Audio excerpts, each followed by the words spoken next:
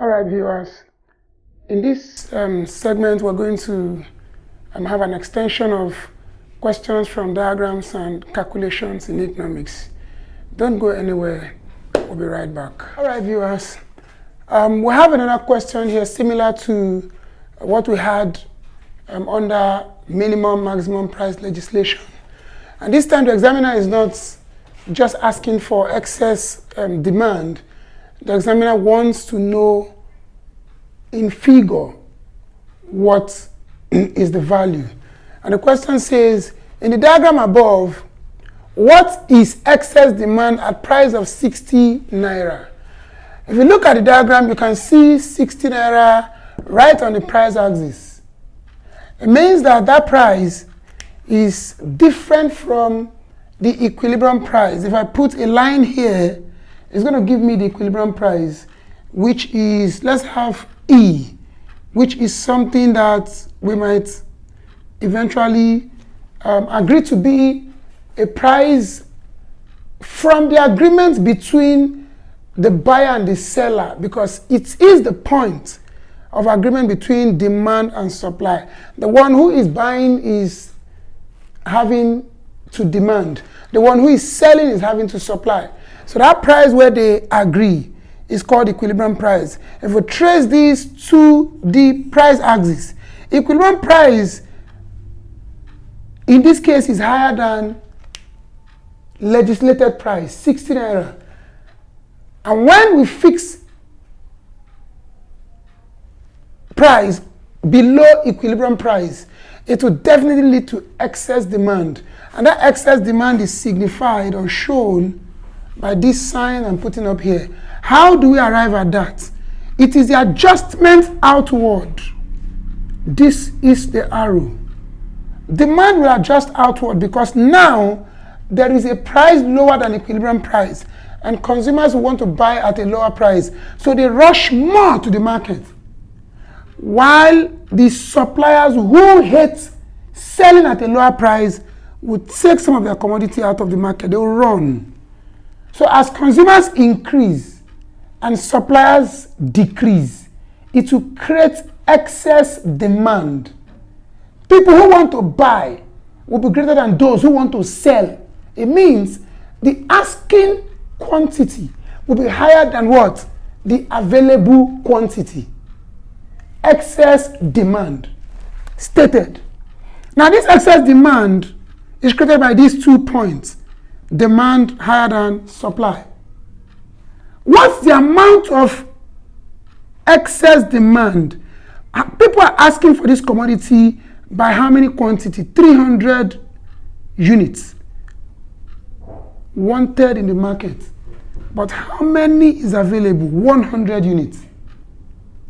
So if 300 is requested for by those who want to buy, demand, and we have only 100 in the market, so the difference between this 100 and this 300 gives you supply, or saying excess demand.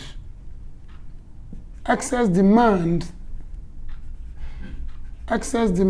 can be equal to the difference between demand and supply. So you have quantity demanded minus quantity supplied. So what's our quantity demanded here? It's 300 units.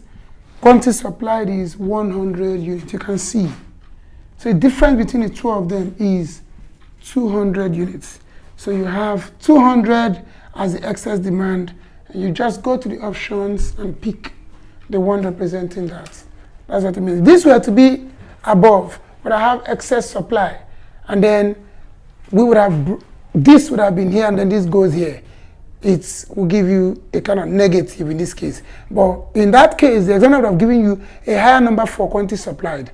But that's a question for another day. For this question, any student who gets into the exam hall, just check the difference between the one that is higher and the one that is lower, and then you go pick your answer. So this is 200 for that reason, and that settles it. Okay, viewers, To proceed, we have another question here, which says, given the cost function C equal to 160 plus 36Q, what is the average cost at 20 units of output? Now, you can't have a good option selected from the question if you don't have a good knowledge of cost theory. Now, for cost theory, you need to understand total cost, average cost, marginal cost, basically. And there are two types of formulas for total cost. It's either you go with fixed cost plus variable cost, or you go with average cost times quantity. This question is from the angle of total cost, where we have average cost times quantity. And if you bring that into your understanding, to recall that total cost is equal to average cost times quantity, if I make my average cost the subject of formula, if I make it the subject of formula, I'm going to have total cost over quantity is equal to average cost. Please take notes where, for those who are new to economics, where total cost is TC is equal to total cost, TC is equal to total cost, AC is equal to average cost, and then Q is equal to quantity. I want to believe we all know that. So, using this formula, we can say, then, average cost at 20 units of output is equal to, we produce, what's our C? C refers to as your total cost. If C is your total cost, when the examiner is silent about C, it means total. If it's average, the examiner must signify as A. So when it's just C, it means total cost. So you bring it into this formula and then let it be above. What you have here is everything in this formula is reproduced. 160 plus 36Q over Q. What's the value of Q? We just say, but Q is equal to 20. Therefore, if I introduce Q to this, I'm going to have average cost is equal to 160 plus 3 times 20 all over 20. I can do the continuation around here, please. So we still have AC is equal to 160 plus, we can introduce 0 to 36 and it gives us 360 times 2, what we have there. So 2 times 0 will give you 0, 2 times 6 will give you 12, 2 times 3 will give you 6 plus 1, and then it's 720. All over what? Your 20 is there. What's the total value of this? 0, 0 gives you 0, 2, 6 gives you what? 8, 7, 1 gives you 8 over 20. This takes out this, and eventually your AC, 2 here, 4, 2 here, 4. What do we have? 44 naira. So for any examiner who puts up this kind of question, thinking they are going to confuse you, no. Bring back the formula, introduce the equation, and then do your calculation. And this is like the simplest way to get out of this trouble in the exam hall. And the answer from this understanding is option A. And that settles it for this question. All right, viewers. As we proceed, this next question is taken from the topic known as market structure.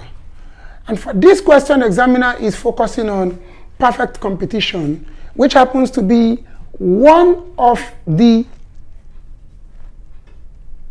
classification of market under market structure. There are 6 diagrams we need to explain market structure under full equilibrium, because we have short run, long run for perfect competition. We have short run, long run for monopoly, short run, long run for monopolistic competition. So at this level, that's what majority of the students need.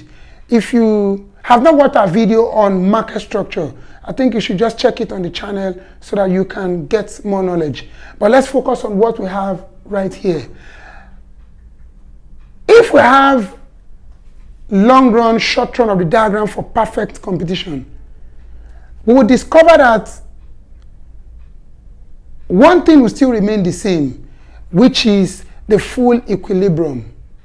Please, equilibrium in this case can also mean optimization or profit maximization in case the examiner changes this. So we can say short run equilibrium of a perfect competition, short run profit maximization, short run optimization, still the same. Let's go straight to the diagram that will judge this. Two diagrams, one in the long run and the other one in the short run, so that students can understand that it doesn't make any difference.